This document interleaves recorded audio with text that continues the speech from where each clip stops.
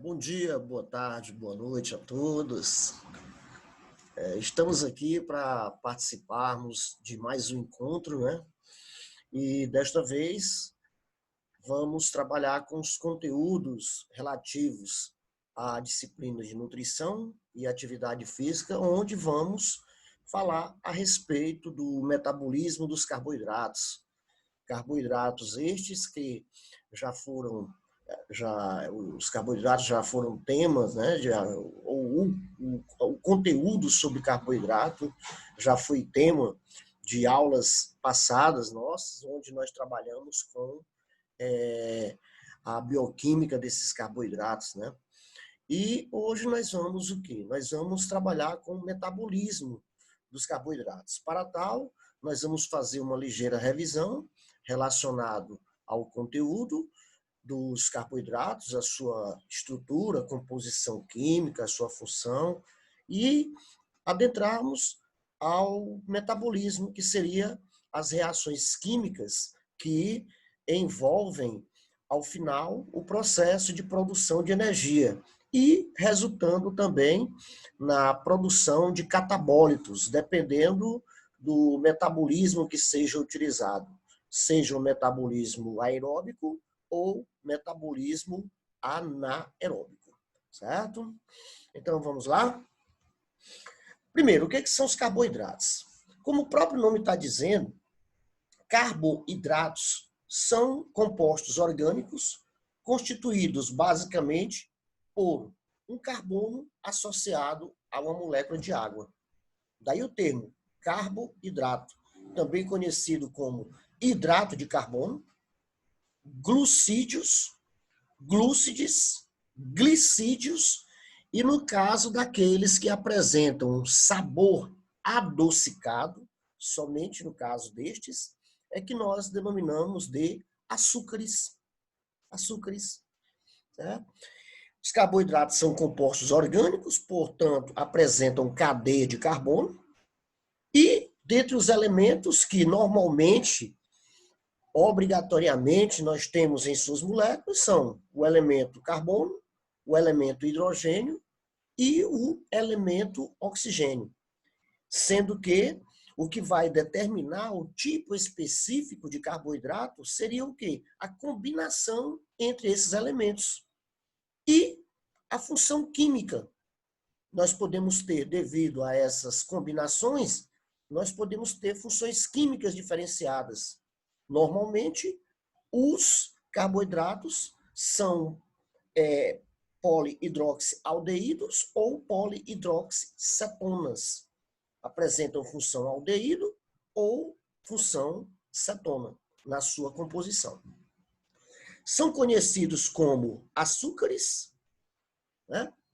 Aqueles que são de sabor adocicado ou sacarídeo, né? Também. São originários do latim, no caso, o termo carboidrato é originário do latim, sacarum, e do grego sacarum, certo? Daí o termo sacarídeo, o que também é um nome que pode ser utilizado para denominar os carboidratos. Ok? Então temos aqui a construção de uma molécula de carboidrato.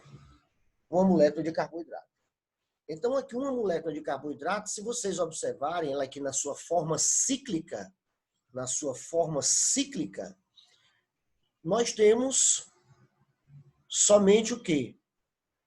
Cadeia de carbono, e essa cadeia de carbono está associada a quem? Está associada a oxigênio e está associada também a hidrogênio. Ok? Então, os elementos que constituem uma molécula de carboidrato, tendo aqui como exemplo uma glicose, uma molécula que tem 6 carbonos, tem 12 hidrogênios e 6 elementos oxigênio. Fórmula molecular C6H12O6. C6H12O6. No caso, é uma aldose, né? É uma aldose, pois apresenta, no caso, o carbono ligado a oxigênio, ligado a hidrogênio, o que caracteriza um grupamento aldeído. Então, portanto, é uma aldose. Com relação à função dos carboidratos, nós temos muitas funções. Porém, aqui, para o nosso curso de educação física, nós vamos ter assim um cuidado maior em trabalhar com a função relacionada à produção de energia, o que é essencial nas práticas de atividades físicas. Então, vejamos aqui. Fornecimento de energia. 1 grama de carboidrato fornece, em média, 4 quilocalorias. 4 quilocalorias. Então, quilocaloria é uma unidade térmica, certo? Representa quantidade de calor. Então, 4 quilocalorias, 4.000 calorias. 1 caloria seria a quantidade de energia necessária para fazer mudar em 1 grau centígrado 1 grama de carboidrato. Aqui, no caso, o carboidrato. 1 quilocal seria a quantidade de calor necessária para elevar em 1 grau centígrado 1 quilograma de carboidrato. Certo? Vejam que eu estou colocando o conceito de caloria e quilocaloria associada ao composto que eu estou trabalhando, ao composto químico que eu estou trabalhando, que é o carboidrato. Então, 1 grama de carboidrato, ele, ao ser metabolizado, ele tem a capacidade de produzir 4 quilocalorias, certo? Como reserva de energia, nós temos que o nosso organismo ele tem a capacidade de armazenar esses carboidratos, né? Sob a forma de glicogênio muscular e glicogênio hepático. E esse glicogênio seria basicamente a nossa reserva energética. Né? Reserva energética. Quando nós degradamos o glicogênio, nós vamos ter a produção de moléculas de glicose desmembradas e essas glicoses elas podem ser metabolizadas aerobicamente ou anaerobicamente, produzindo assim energia para a prática de reações químicas, certo? Equivale dizer que se um grama de carboidrato produz em média 4 quilocalorias, se você levar em consideração 1 mol de glicose, 1 mol de glicose pesa 180 gramas. 180 gramas, certo? Então, se você multiplicar 180 gramas por 4, você vai ter o quê? Em média, 720 quilocalorias que pode ser fornecida, né, de energia com o metabolismo dessa molécula de glicose que pesa 180 gramas. Né? Para você saber quanto pesa um mol de qualquer substância, basta você pegar o seu peso atômico e multiplicar pela quantidade de elementos, né, que existe na molécula. No caso da glicose, você tem 6 elementos carbono, onde o seu peso atômico é 12, aí 12 vezes 6, 72. Você tem 12 hidrogênios, nesse caso, 12 hidrogênios vezes 1, que é seu peso atômico, vai dar igual a 12. E o oxigênio tem o seu peso atômico igual a 16. Aí você multiplica pela quantidade de elementos, né? Que no caso seria 6. Então, 6 vezes 16 vai dar 96. Você somando 72 mais 12 mais 96, você vai ter o quê? Que 1 mol de glicose que pesa 180 gramas, né? 180 gramas, vai ter a capacidade de produzir, no caso, 180 gramas vezes 4, daria 180 vezes 4, dá o quê? 720 quilocalorias. Então, é uma reserva muito grande de energia no nosso organismo. Como função estrutural, nós temos que os carboidratos, eles fazem parte da estrutura de alguns tecidos. No caso do nosso organismo, nós temos os mucopolissacarídeos, que estão presentes no nosso tecido conjuntivo, né? O ácido hialurônico, o ácido condroitino sulfúrico, que fazem parte dos nossos tecidos conjuntivos. E temos também, em outros grupos de seres vivos, como, por exemplo, os artrópodos, representados pelos insetos, pelos aracnídeos, pelos crustáceos, pelos miriápodas, que são os quilópodas e os diplópodas, representados pelo piolho de cobra, né, pela centopeia. Esses elementos, eles têm o quê? Um exoesqueleto, um exoesqueleto, que é constituído por um mucopolissacarídeo denominado quitina. E essa quitina também pode ser encontrada em alguns fungos, certo? Daí a sua função estrutural. O carboidrato é a única fonte de energia que pode ser utilizada por alguns grupos celulares. Daí a sua grande importância. Eu não posso me eximir do carboidrato na minha dieta, pois alguns órgãos dependem exclusivamente da energia dos carboidratos para que eles possam realizar as suas funções. Dentre eles, o nosso sistema nervoso. O sistema nervoso é um sistema que coordena a atividade dos demais sistemas. Aí vocês imaginem o cérebro sem o metabolismo aeróbico, que contribui para a produção de energia, para que ele possa realizar as suas conexões neurais e assim nos manter em contato com o ambiente através do nosso sistema nervoso somático, manter a nossa homeostase visceral através do nosso sistema nervoso autônomo, simpático e parasimpático. Então, imaginem, tá certo? O nosso sistema nervoso não funciona sem energia. E essa energia é obtida exclusivamente dos carboidratos. Ok? Além do nosso sistema nervoso, nós temos também as hemácias, né? Que também são células que dependem exclusivamente dos carboidratos. Nós temos os leucócitos, que estão relacionados ao nosso mecanismo de defesa.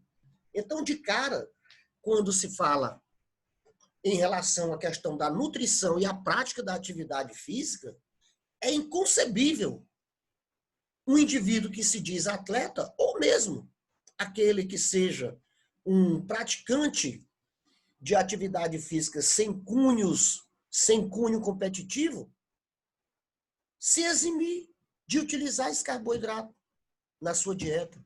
O que é muito comum quando se fala em prática de atividade física, as pessoas elevarem o pensamento a quem? As proteínas. Proteína, porque eu quero ganhar massa muscular, eu quero ficar forte, né? Eu quero aumentar a região peitoral, o deltoide, os músculos do bíceps, o tríceps, né? Que as meninas vão me achar mais bonitão, assim, musculoso e tal. As meninas, no caso, têm uma preferência. Eu quero aumentar o volume das minhas coxas, eu quero aumentar o volume da minha região glútea. E aí o pensamento só vai para quem? Para a proteína. Aí passam até mesmo a se utilizar de suplementos à base de proteína. O whey protein, como por exemplo, é muito utilizado, né, como fonte proteica de aminoácidos. O BCAA, que são, no caso, aminoácidos de cadeia ramificada, né? Então, esses suplementos, eles podem ser utilizados, porém, por atletas de alto nível que não conseguem obter a quantidade necessária para suprir as suas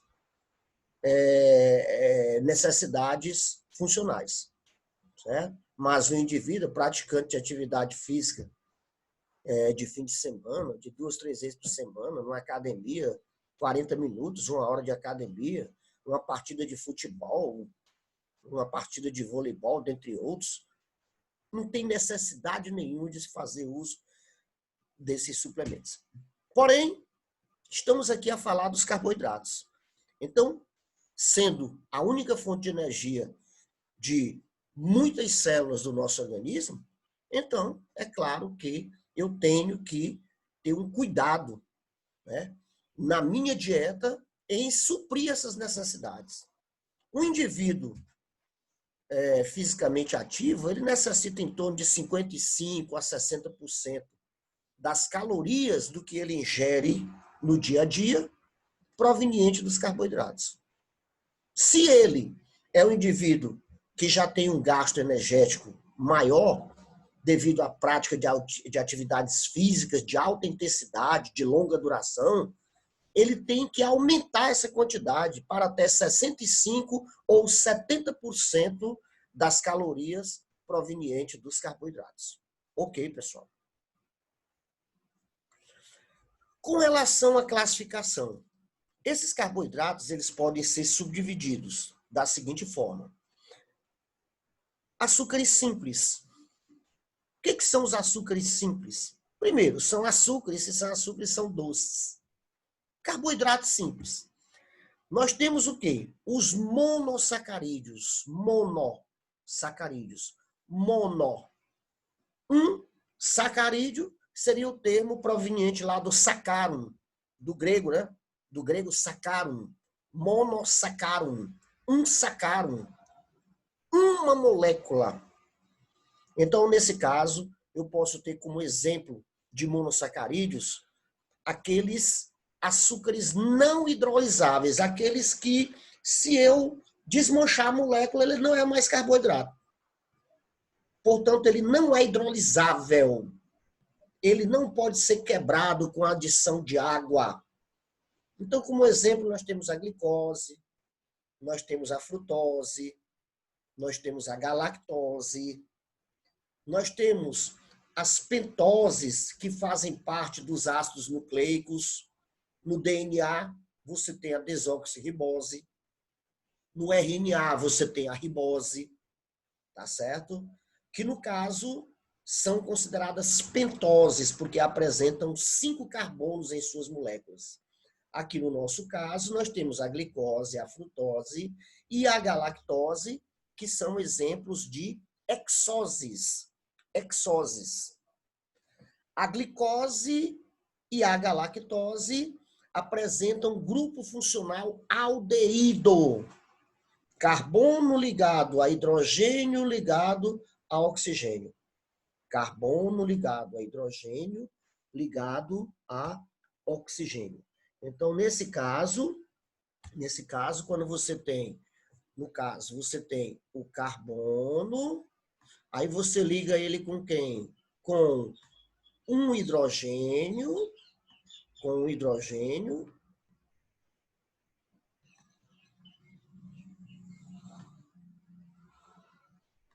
você liga ele com um oxigênio através de uma dupla ligação. Isso aqui é um grupo funcional. Aqui você bota um radicalzinho, um radical, certo? Um radical. Então, aí você tem o quê? Um grupo funcional aldeído. Então, esse grupo funcional aldeído, ele corresponde, ele é encontrado quem? Na glicose, e ele é encontrado também onde? Na galactose. Na galactose. Grupo funcional aldeído, portanto, é uma aldose, né? Grupo funcional aldeído. Grupo funcional aldeído porque você tem o quê? Você tem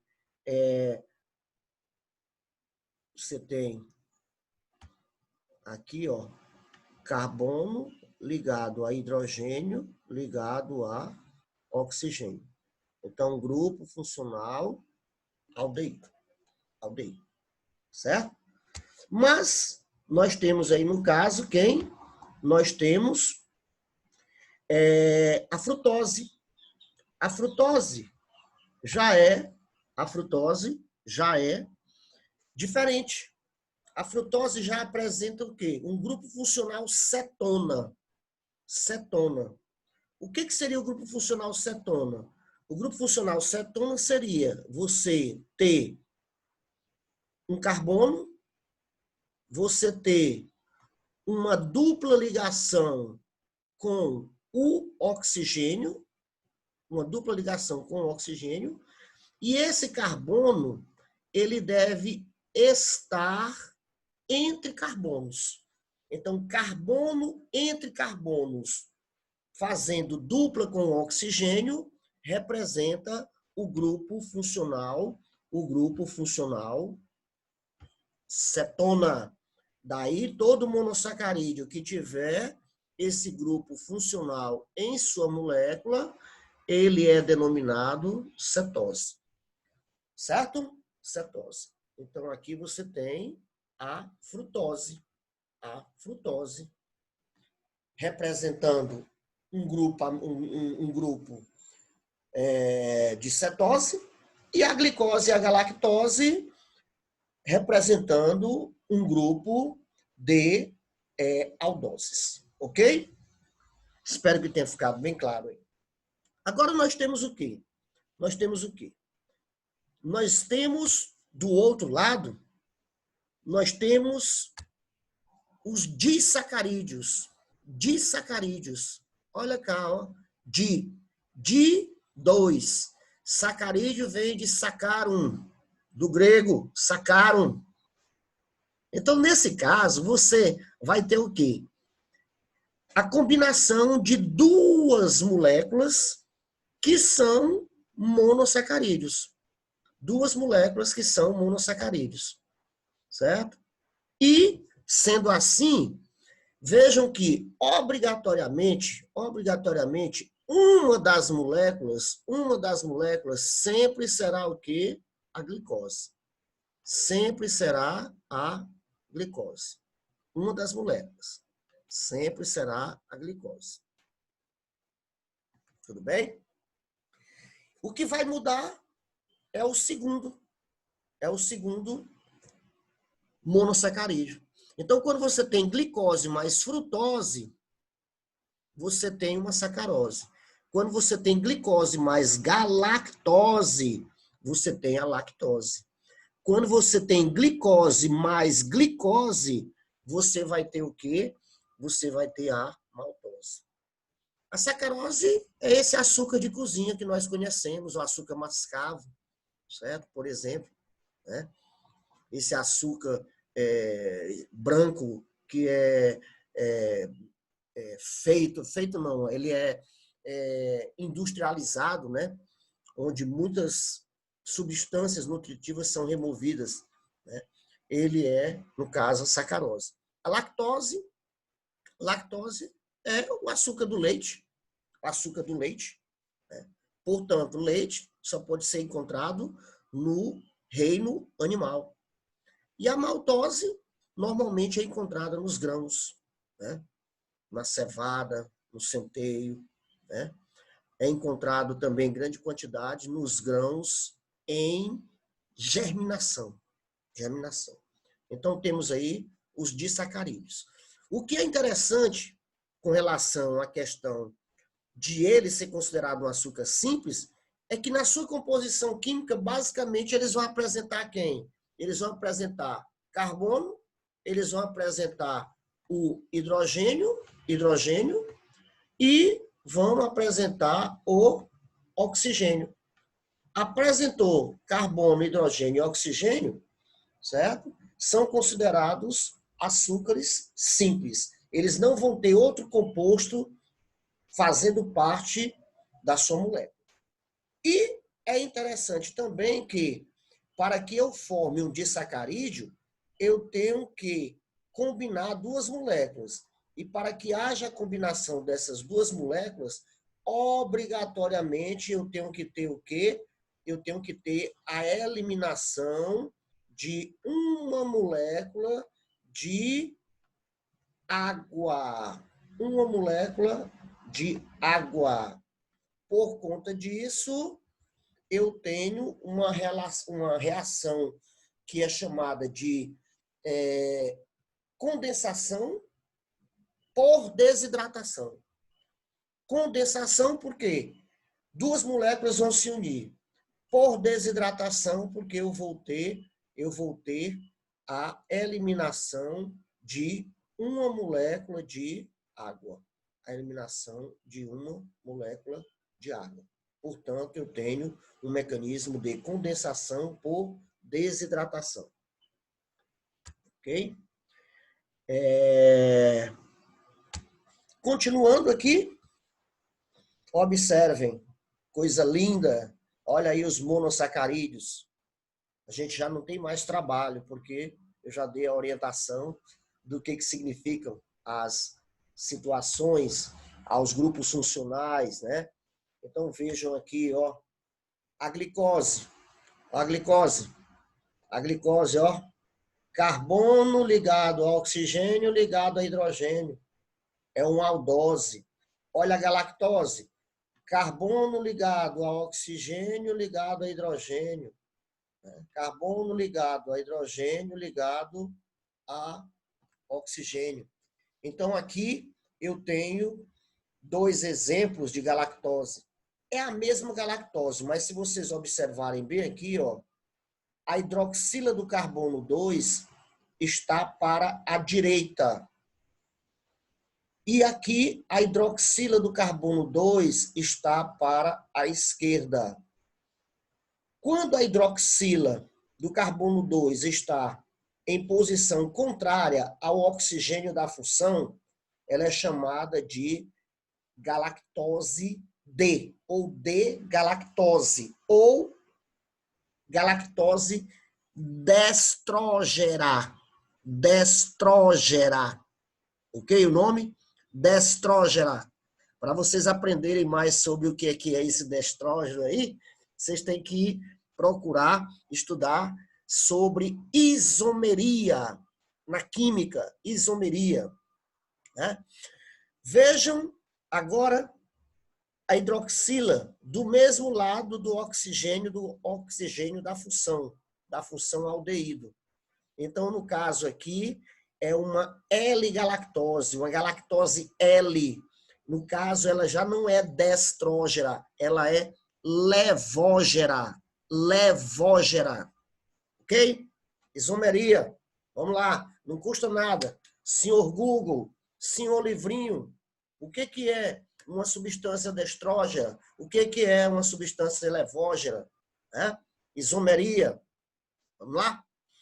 Beleza. Agora observem aqui a nossa frutose, ó. Olha a nossa frutose. Você tem aqui o quê? Carbono. Em cada uniãozinha dessa aqui, você tem um carbono, né? Vejam que aqui, ó, quando ele colocou a galactose, ele colocou todos os carbonos. Quando ele não quer colocar o carbono, ele faz somente a uniãozinha e pronto. Mas aqui nós estamos sabendo que existe o quê? Um carbono. Então aqui você observa, ó, carbono, aqui você tem o outro carbono, e bem aqui você vai ter o quê? O carbono que vai estar ligado ao oxigênio. Então, carbono entre carbonos ligado ao oxigênio, com dupla ligação, caracteriza a função cetose, certo? Cetose. Então, glicose e galactose são aldoses, porque apresentam um grupamento funcional aldeído. E a frutose é uma cetose, pois apresenta grupo funcional cetona. Todos eles apresentam a mesma fórmula molecular. C6H12O6. C6H12O6. O que vai modificar? É a fórmula espacial. A fórmula espacial. Vejam que, no caso, a glicose, ela tem grupo funcional aldeído. Já a frutose tem grupamento funcional cetona. Veja que só foi mudar a posição de determinados elementos que eu já modifiquei o grupo funcional e, consequentemente, eu tenho um composto químico diferente. Né? Agora você faça a comparação entre a glicose e a galactose. Se você fizer a comparação entre glicose e galactose, observe a posição da hidroxila. Ó. Bem aqui no carbono 5, eu tenho hidrogênio. Aqui no carbono 5, eu tenho hidroxila. Bem aqui no carbono 3 da glicose, vejam que a hidroxila está para o lado esquerdo. Vejam que aqui na galactose, a hidroxila está para o lado direito. São essas mudanças de posição, são essas mudanças na função química que nós vamos determinar o tipo de isomeria. Se é isômero funcional, se é isômero de posição, tá certo? Então, isso aqui é a isomeria. Isomeria significa dizer, o indivíduo tem a mesma fórmula molecular, mas quando você vai observar a fórmula espacial, ela tem modificações na função, na posição dos elementos, e isso é o que caracteriza o que denominamos de isomerias, ok? Isomeria. Então, vamos passar aqui. Aqui nós temos os disacarídeos. Observem duas coisas interessantes. Primeira coisa interessante é que, no slide anterior, nós utilizamos o quê? Nós utilizamos a fórmula espacial de maneira linear. Aqui você tem já a representação dos monossacarídeos de forma cíclica. Normalmente, no organismo, esses monossacarídeos se encontram sob a forma cíclica. Certo? Então, aqui vamos analisar aqui os disacarídeos. Já sabemos o que é. É a combinação de uma molécula de glicose com qualquer outro monossacarídeo, inclusive ele mesmo. Então, qualquer outro assim, que no caso seja uma hexose, né? Então, temos aqui, ó, eu tenho uma glicose e tenho uma outra glicose. Quando eu tenho uma glicose com outra glicose, aqui eu formei o quê? Aqui, uma ligação do tipo alfa 1,4. Ou seja, o carbono 1 da glicose vai se ligar ao carbono 4 da outra glicose. Então, ela é chamada de alfa 1,4. Alfa 1,4. E quando, é claro, eu faço essa ligação, eu tenho que remover uma molécula de quê? De água. Eu tenho que remover uma molécula de água. Então, eu vou condensar as duas moléculas por um processo de desidratação. Né? Por um processo de desidratação. Então, temos aí a formação de uma maltose. Glicose mais glicose. Então, glicose mais glicose, você tem a maltose. Temos aqui já a sacarose.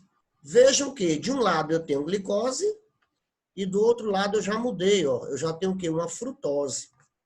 Uma frutose. Como a gente viu que a frutose é uma cetose,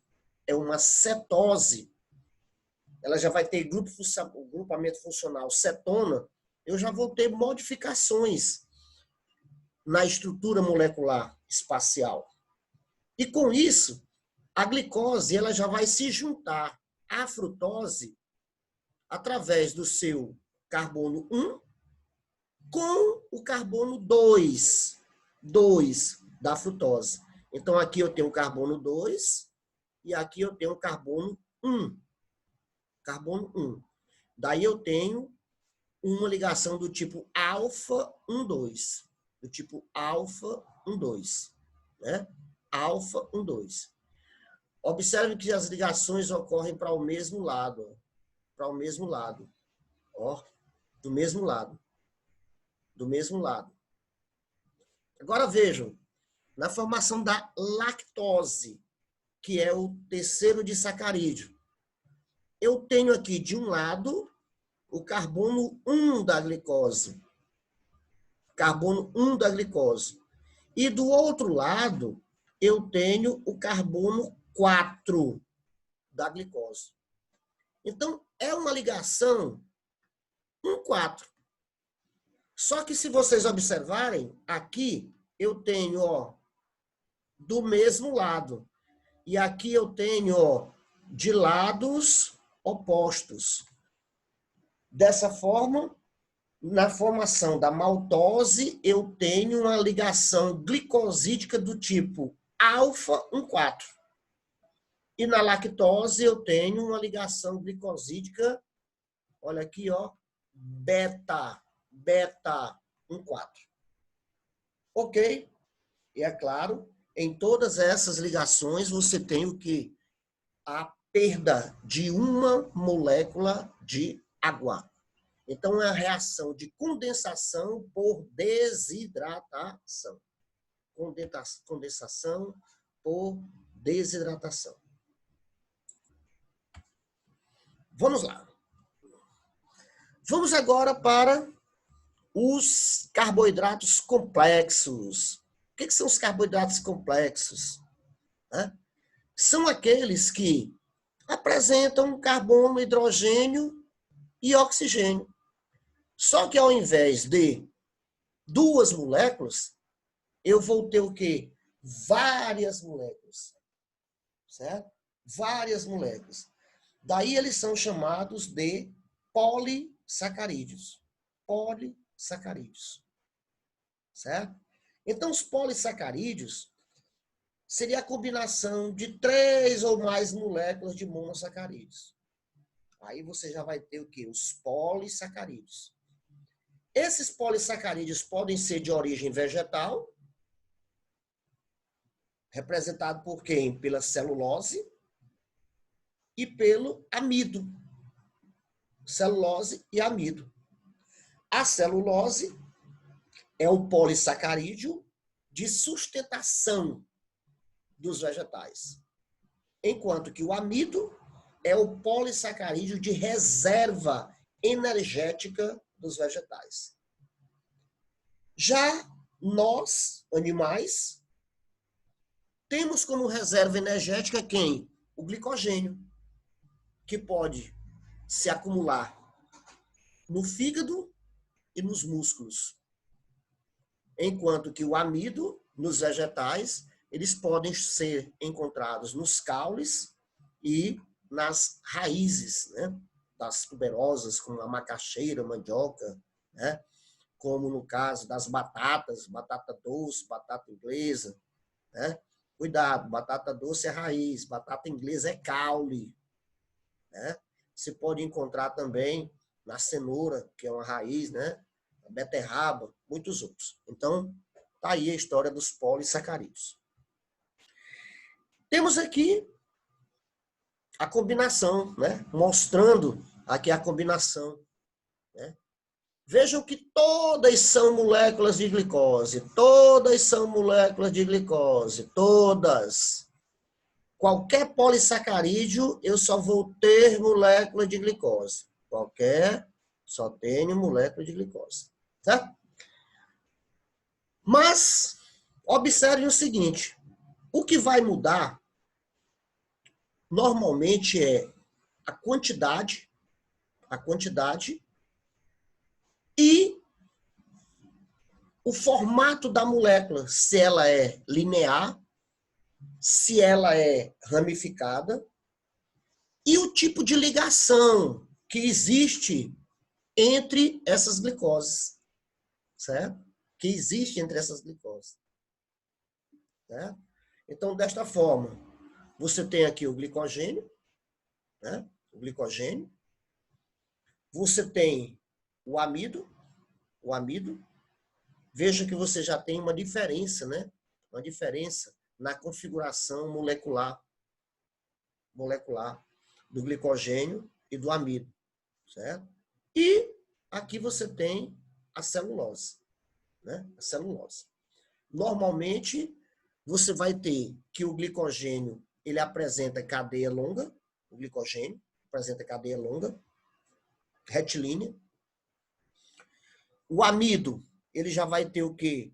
Ele já vai ter cadeia ramificada.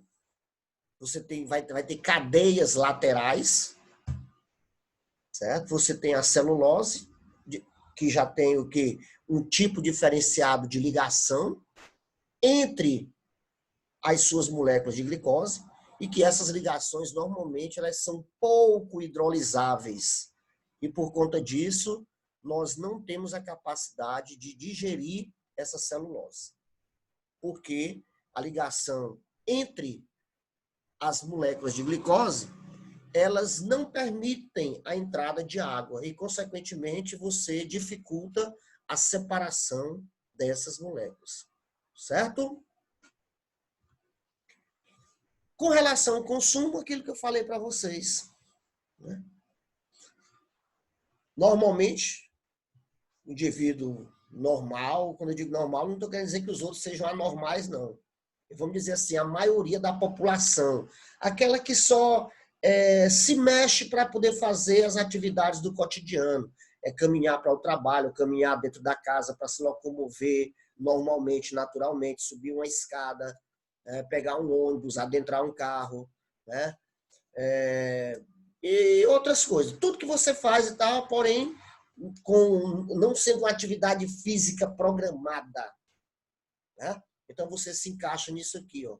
55% a 60% de carboidratos são consumidos no cotidiano. Né? Normalmente, 10% estão sob a forma de carboidratos simples, né? Carboidratos simples, diretamente ou uma glicose, ou uma frutose, ou uma galactose, que são os açúcares simples. Porém, a grande maioria está sob a forma de carboidratos complexos, que são, no caso, o amido e o glicogênio.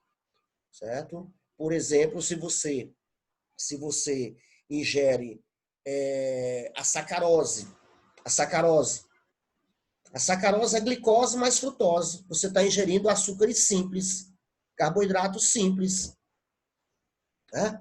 Mas quando você vai comer um beiju, um cuscuz, você está ingerindo amido. Quando você come um pedaço de carne, músculo, quando você ingere um pedaço de fígado, são pontos de armazenamento de glicogênio. Você já está ingerindo o quê? Carboidratos complexos. Então, normalmente, isso vai depender de cada um, né? Você pode ter o quê? Uma diferenciação nesse percentual, nessa ingestão de açúcares simples e açúcares complexos. O processo de quebra da molécula de carboidrato para a produção de energia ou para a produção de moléculas menores é denominado de hidrólise. Então, se lembre bem, quando eu juntei uma molécula de glicose com outra molécula de glicose, eu formei o quê? A sacarose. E para isso nós vimos que foi necessário remover uma molécula de água. Então eu tive o quê? Eu tive uma condensação de duas moléculas por um processo de desidratação, de remoção de uma molécula de água. Remoção de uma molécula de água. O inverso é verdadeiro. Se eu quiser Agora, se eu quiser quebrar, desmanchar uma sacarose, eu tenho que fazer o inverso. Eu não tirei uma molécula de água. Se eu tirei uma molécula de água, agora eu vou ter que entrar com essa molécula de água para poder quebrar a ligação. No caso da sacarose, a ligação do tipo alfa 1,4, né? No caso da sacarose, alfa 1,4. Desculpem, no caso da sacarose, é glicose mais frutose, é alfa 1,2. Se fosse uma maltose, eu teria o quê? Alfa 1,4. Se fosse uma galactose, eu teria que quebrar a molécula de galactose, lactose, né? Se fosse uma lactose, eu teria que separar a glicose da galactose, quebrando a ligação do tipo beta 1,4. E para eu quebrar, eu tenho que introduzir quem? Eu tenho que introduzir uma molécula de água. Então, água, água. Lise significa quebra. Então, quando o cabo chega e diz assim, eu tô liso, eu tô quebrado, né?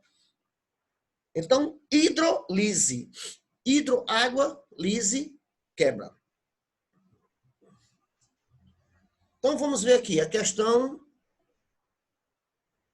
do processo de produção de energia. Primeira coisa, para que eu venha me utilizar dessa energia, a primeira coisa que eu tenho que fazer é ingerir esse carboidrato. Ora, como é que eu vou praticar atividade física e tudo mais? Tenho que gastar energia e não vou ingerir carboidrato. Então, eu já vou o quê? Já vou complicar a minha vida bem aqui logo no início. Né? Que é no processo de ingestão. Então, eu tenho que ingerir, como nós falamos lá, em média, 55% a 60%. Se for indivíduo atleta, ele pode chegar até 70%, 75%. Certo? Quanto mais energia ele precisar, maior será a quantidade de carboidrato que ele deve ingerir. Depois da ingestão, o que é que vai acontecer? Vai acontecer a digestão. Esse processo de digestão é o processo de quebra. A gente viu que o maior percentual de carboidrato que nós ingerimos é sob a forma complexa, sob a forma de amido e glicogênio. Então, sendo assim, esses devem ser digeridos. Já se eu ingerir um açúcar simples, no caso, eu pego uma glicose, uma frutose, uma galactose, que dificilmente eu vou encontrar ela sob a forma de monossacarídeo. Normalmente ela está sob a forma de disacarídeo. Então, se eu ingerir um açúcar simples, ele também vai ter que ser digerido. Porque normalmente eu estou ingerindo sob a forma de disacarídeo. No café da manhã, no suco, eu estou botando o quê? O açúcar de mesa, o açúcar mascavo, o açúcar refinado. Então, ali é o quê? É um disacarídeo. É glicose mais frutose.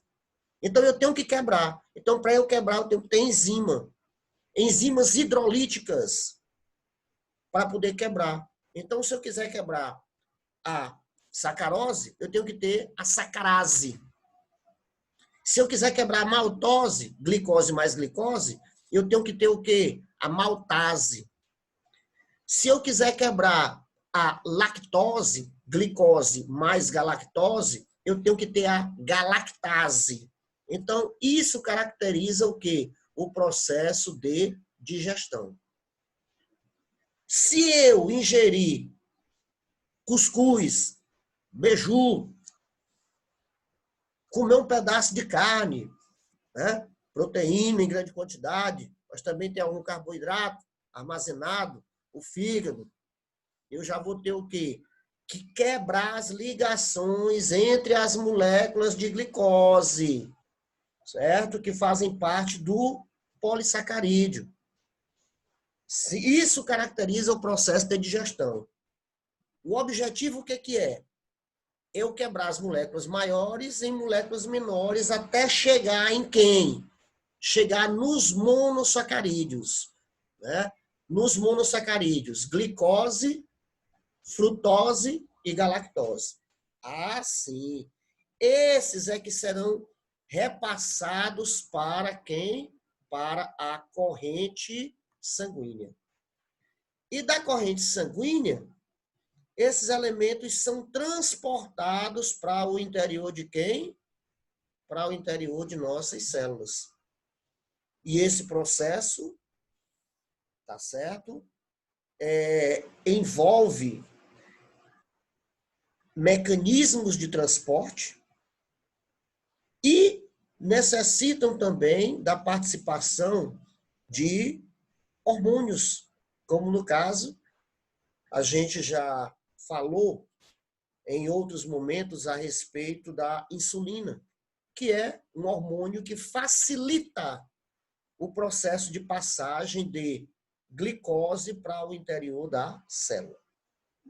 Normalmente, qualquer monossacarídeo que você ingira, que seja diferente da glicose, eles serão transformados em glicose.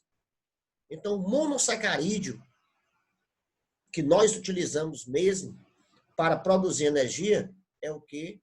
Basicamente a glicose. Basicamente a glicose. Então, a glicose ela é transportada para dentro da célula. E para isso eu tenho que ter a facilitação, né?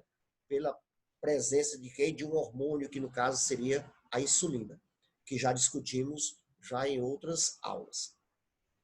Dentro da célula, o que vai acontecer? Essa glicose, ela vai para o citoplasma. E no citoplasma, ela já vai o quê? Ser ativada, se ela vier diretamente da corrente sanguínea, a partir do momento que ela se combina com uma molécula de ATP, adenosina trifosfato. E eu terei a remoção de um grupamento fosfato do ATP e vou fosforilar a glicose. Dessa forma, ela ativada já vai passar pelo metabolismo anaeróbico ou glicólise que ocorre no citoplasma da célula. Se eu não tiver oxigênio suficiente para que ocorra o metabolismo anaeróbico, essa glicose vai se transformar em ácido lático e produzir uma pequena quantidade de energia. Mas, se eu tiver oxigênio suficiente no interior da célula, essa glicose ela vai ser quebrada parcialmente no citoplasma, produzindo piruvato, e esse piruvato se encaminha para a membrana das mitocôndrias, onde será transformado em acetilcoenzima A, que entra no ciclo de Krebs, que produz hidrogênios, elétrons, produz gás carbônico, produz energia, né, para a ressíntese de guanina trifosfato, e os hidrogênios e elétrons vão para a cadeia respiratória e, ao final, vão se combinar com o oxigênio, ao final da cadeia, produzindo água. E na passagem desses hidrogênios e elétrons, eu tenho, em algumas reações, a liberação de energia. Então, isso tudo que eu falei corresponde a quê? Ao metabolismo celular, que seria o conjunto de reações químicas que ocorrem no interior da célula, com o objetivo de produzir o quê? De produzir energia. E essa energia é que é utilizada para os nossos processos vitais. Beleza? Vamos lá.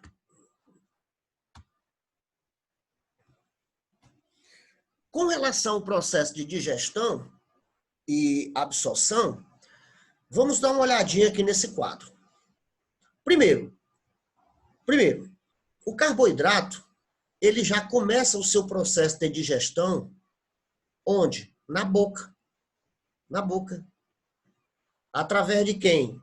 Através de uma enzima chamada amilase salivar, que é produzida pelas glândulas salivares. Você tem as parótidas, você tem as submandibulares e você tem as sublinguais. Então, essas glândulas, elas produzem a amilase salivar, que dá início à quebra dos polissacarídeos e dos disacarídeos já onde? Na boca.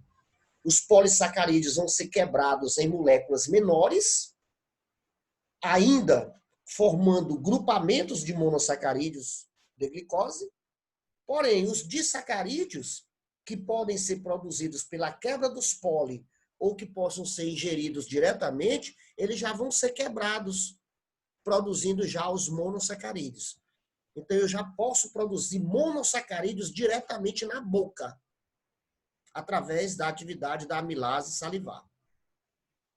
Depois disso, o que vai acontecer? Tchau, mastiguei e tal, umedeci, amilase salivar, hidrólise de polissacarídeos, de disacarídeos, formação de moléculas menores, formei o bolo alimentar, puf, engoli. Vai para onde? Vai para o estômago. Vai para o estômago. No estômago,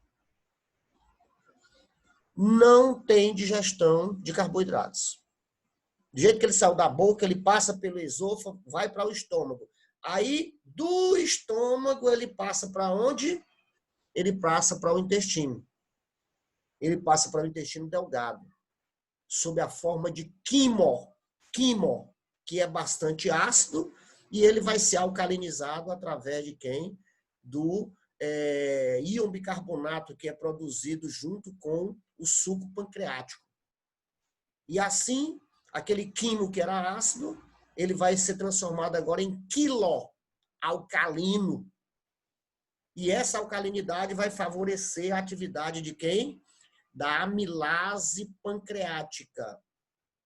Essa amilase pancreática, que é produzida no pâncreas e lançada no duodeno, através do ducto colédoco, ducto colédoco, ele cai no intestino delgado e o polissacarídeo, que passou, ele vai ser convertido em disacarídeos. Aqueles que já viraram monossacarídeos já estão lá e já vão ser absorvidos. E os disacarídeos, eles vão ter que passar agora por um processo de quê? De hidrólise. O suco pancreático, ele apresenta sacarase, que quebra a sacarose. Maltase, que quebra a maltose. Lactase, que quebra a lactose. E assim eu terei o resultado, que seria a formação de 2 monossacarídeos. Sacarose, glicose e frutose. Maltose, as moléculas, glicose mais glicose. E a lactose vai ser transformada em glicose e galactose. Então, temos aí o processo de digestão, que começa na boca e é continuada no intestino delgado. Certo? Boca e intestino delgado. Nutrição. Então, tá aí. Vejam aqui a historinha. Na boca, a amilase salivar inicia a digestão dos carboidratos. Como eu já falei, quebrando os polissacarídeos, que são carboidratos complexos, em fragmentos menores. Certo? E aí, passa pela região do esôfago, beleza? Passa pelo estômago, passa pelo estômago, e chega onde? E chega no intestino delgado. Ok? No intestino delgado. E aí você tem o pH ácido do estômago, ele inativa a amilase salivar. Por isso que a gente falou que não tem digestão no estômago, porque a amilase salivar, ela já vai ser o quê? Ela vai ser inibida pela atividade do ácido clorídrico, que é produzido no estômago, o que faz esse pH potencial do hidrogênio baixar, certo? Então, o pH ótimo para a atividade da amilase salivar é um pH neutro, 7. Enquanto que o pH do estômago é um pH alcalino, em torno de 1,5 a 2, o que inibe a atividade da enzima amilase salivar. O pâncreas, por sua vez, já libera a amilase pancreática e também libera íons bicarbonato, que vai anular a acidez do quimo, que vem do estômago, e ele passa a se tornar agora o que nós denominamos de quilo. Então, você tem aqui o pâncreas, ele fica aqui por trás, né, do estômago, e aqui ele vai lançar o suco pancreático na região do duodeno, que seria a porção inicial do intestino delgado. E no duodeno, eu tenho também a produção de enzimas específicas pela própria mucosa duodenal. A membrana de revestimento interno do duodeno também já produz algumas enzimas. Então, são enzimas duodenais.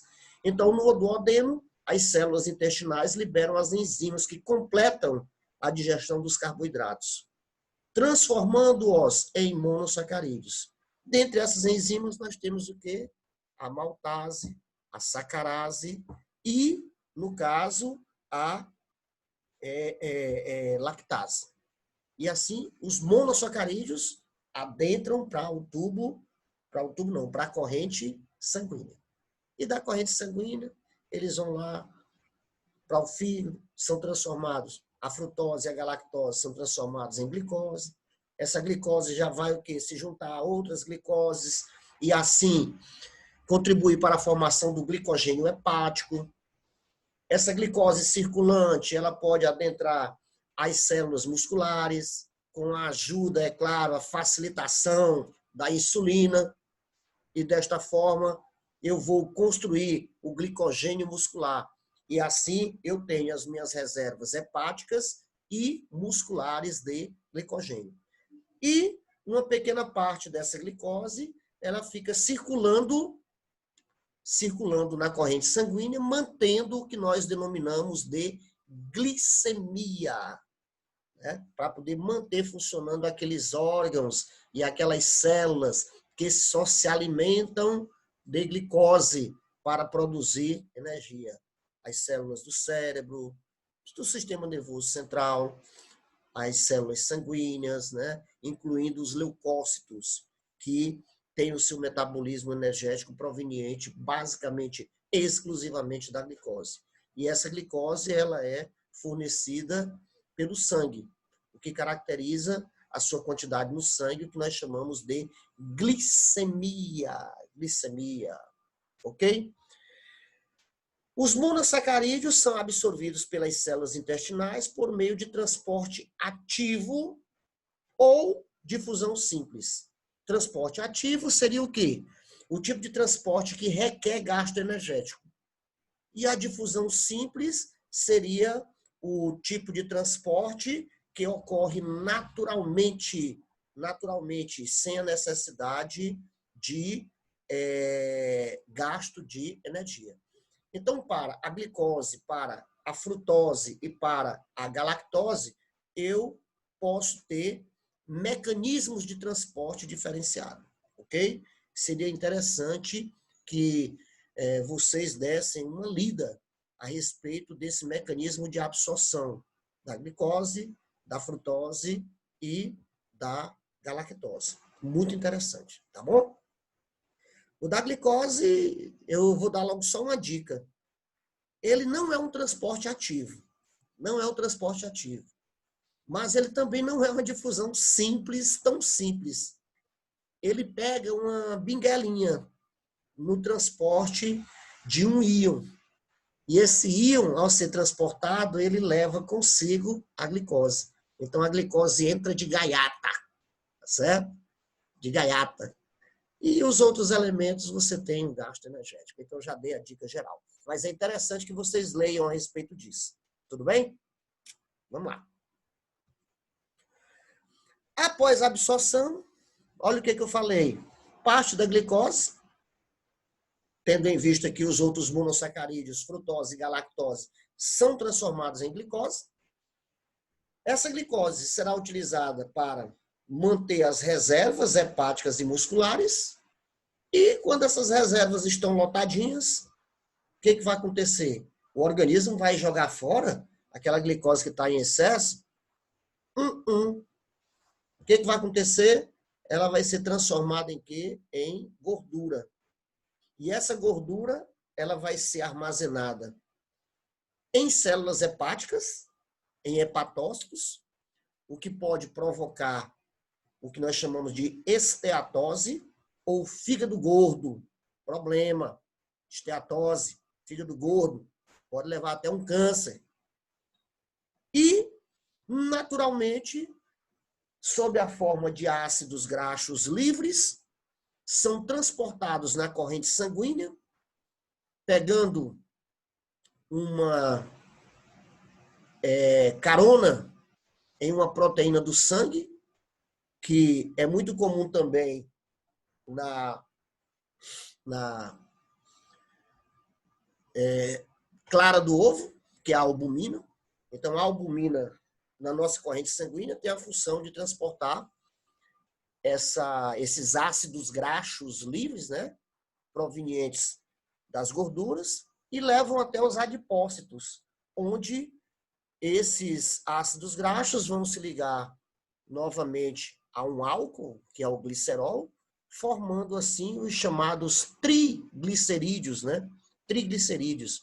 E parte desses triglicerídeos também podem circular na corrente sanguínea, aumentando a sua taxa, provocando uma dislipidemia, né? Dislipidemia. Vamos lá. Então, com relação ao armazenamento, já tinha falado anteriormente, a estimativa dos estoques de carboidratos no organismo de um adulto sedentário é, primeiro, 5 gramas, pessoal, somente na corrente sanguínea, é o suficiente para manter a glicemia. A glicemia. 5 gramas. Quantidade muito pequena, porém muito importante, pois se você tiver um aumento ou diminuição na glicemia, é caixão. Né? Hiperglicemia, hipoglicemia. Os dois provocam efeitos colaterais deletérios ao nosso organismo. No momento que você tem uma hipoglicemia, primeira coisa que sente logo, o primeiro órgão que sente logo é o nosso cérebro. Você vai ter o quê? Uma diminuição na produção de energia, e ele só se alimenta de glicose, não pode metabolizar proteína, não pode metabolizar lipídio. E aí, se eu não tenho energia, como é que os neurônios funcionam?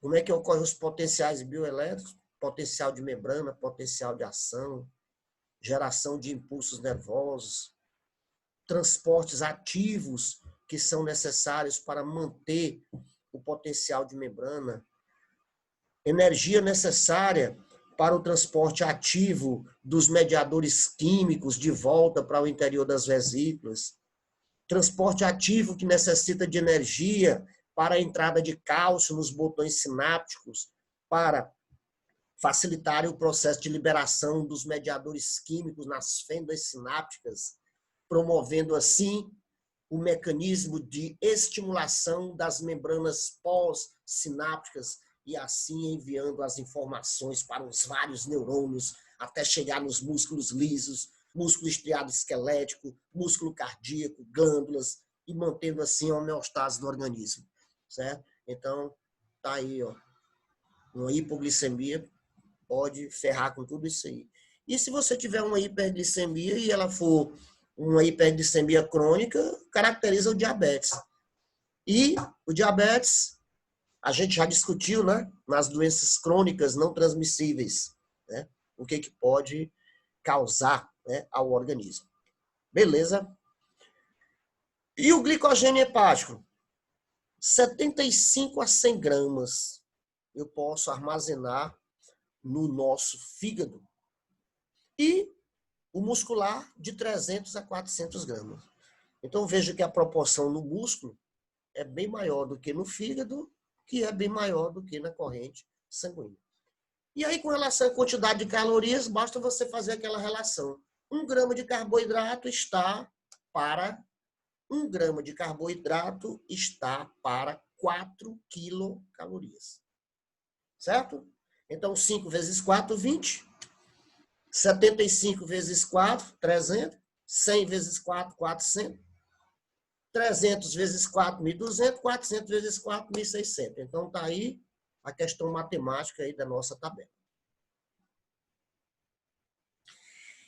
Temos alguns termos que são específicos quando estamos falando de metabolismo de carboidratos, né? Principalmente com relação ao mecanismo catabólico e ao processo anabólico. Catabólico, quebra. Anabólico, síntese. Certo?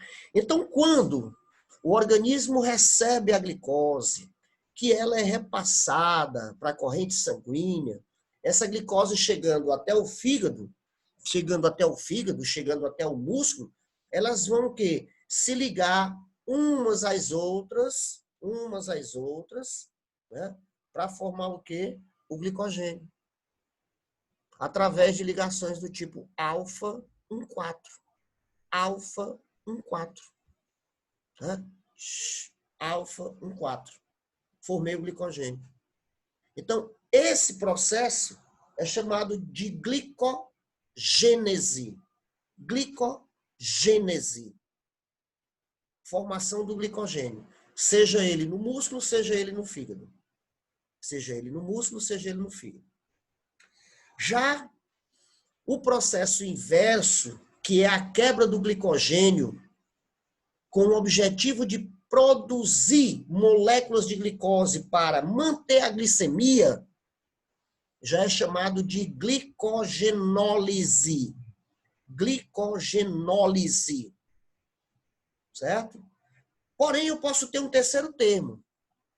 Se eu não tiver glicose suficiente para produzir o glicogênio, o organismo vai se utilizar de outros compostos orgânicos, como lipídios, como proteínas, para transformar em carboidrato, para que futuramente seja enviado para a corrente sanguínea sob a forma de glicose, para manter os tecidos realizando suas funções vitais.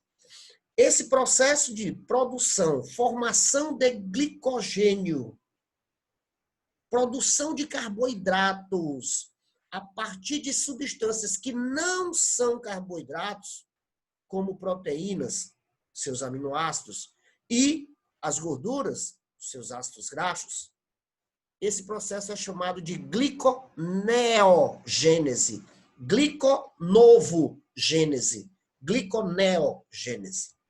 Então, esses três termos são muito interessantes no metabolismo dos carboidratos. A glicogênese, que é a formação do glicogênio, a gliconeogênese, que é a formação do glicogênio a partir de substâncias que não são carboidratos, e a glicogenólise, que é o processo inverso, de quebra do glicogênio. Tá certo? Olha aí a gliconeogênese. Formação de glicose a partir de outras substâncias que não são carboidratos. Aminoácidos, proveniente de quem? Da quebra das proteínas. O glicerol é um álcool, é um triálcool. Glicerol faz parte da molécula de quem? De triglicerídeos, portanto, gorduras.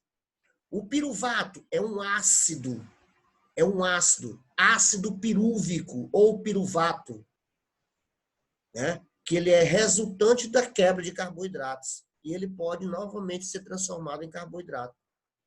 O ácido lático ou lactato é um ácido, como já está dizendo. Esse ácido lático ele pode ser transformado em piruvato e o piruvato pode ser transformado em glicose. E a glicose pode ser convertida em glicogênio. Então, esse processo é denominado de gliconeogênese. E esse processo ocorre, é claro, no fígado. Os produtos da decomposição de gorduras de proteínas e outras substâncias podem ser levados ao fígado pelo sangue para reconversão em glicose. Então, esse parágrafozinho aí, ele resumiu aí tudo aquilo que eu coloquei para vocês aqui com outras palavras, né? Vamos aqui. Aqui você tem um resumo. O que é a glicólise? É a quebra do glicogênio produzindo glicose.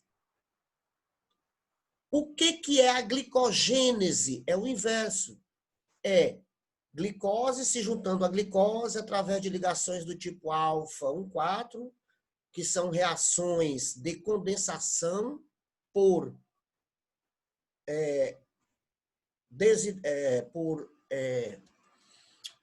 desidratação. Eu tenho que remover molécula de água, né? E aí eu formo o glicogênio. A lipogênese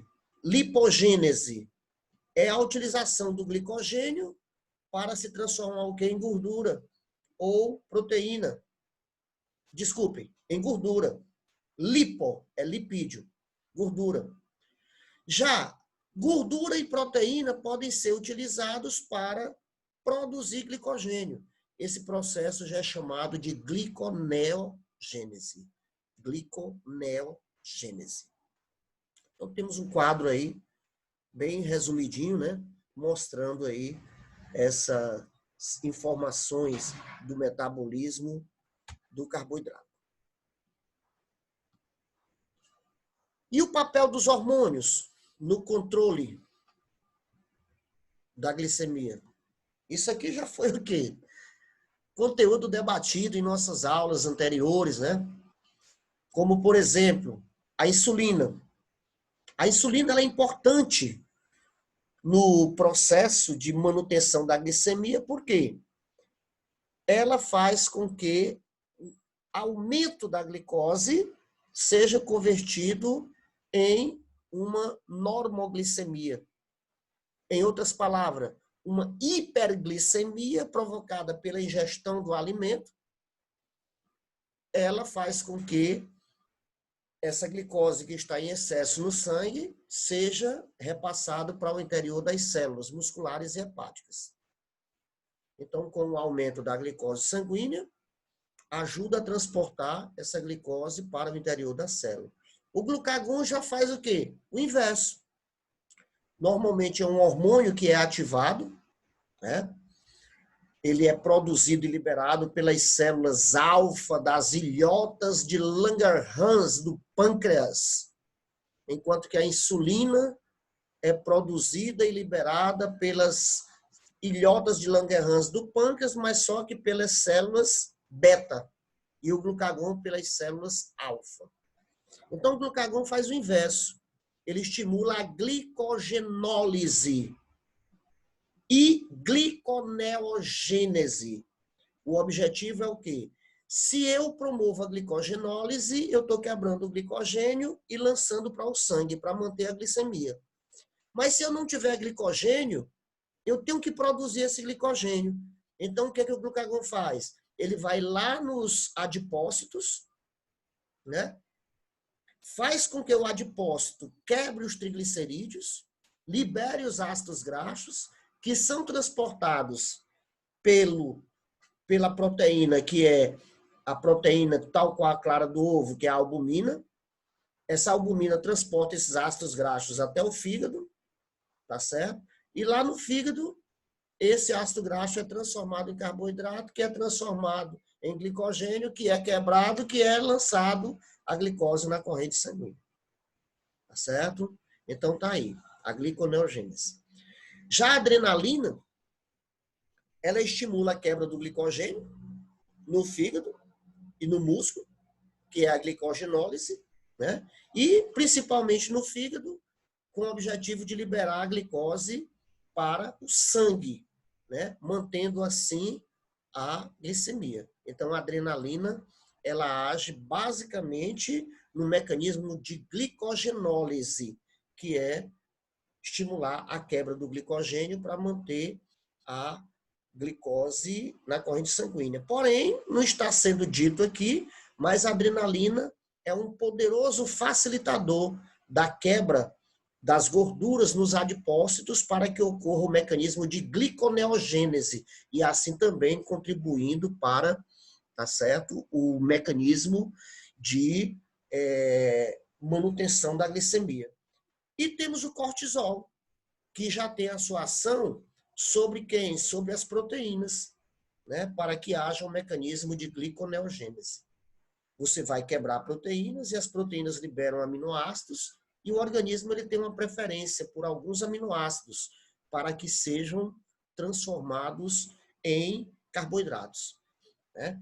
Então, um dos aminoácidos de preferência do organismo para produzir carboidrato é a alanina, certo? Existe até um ciclo chamado de alanina-glicose. Alanina-glicose, beleza? Alanina-glicose. Agora nós vamos passar para as vias metabólicas dos carboidratos. Então vamos entrar diretamente no metabolismo dos carboidratos, que seriam as reações que vão envolver o mecanismo de quebra desses carboidratos até a produção de energia. Porém, esse será um conteúdo para o nosso próximo encontro. Um abraço a todos e um grande beijo aqui do professor Martins e que tudo ocorra às mil maravilhas com os meus alunos, meus filhos. Papai Martins, um cheirão e um abraço a todos.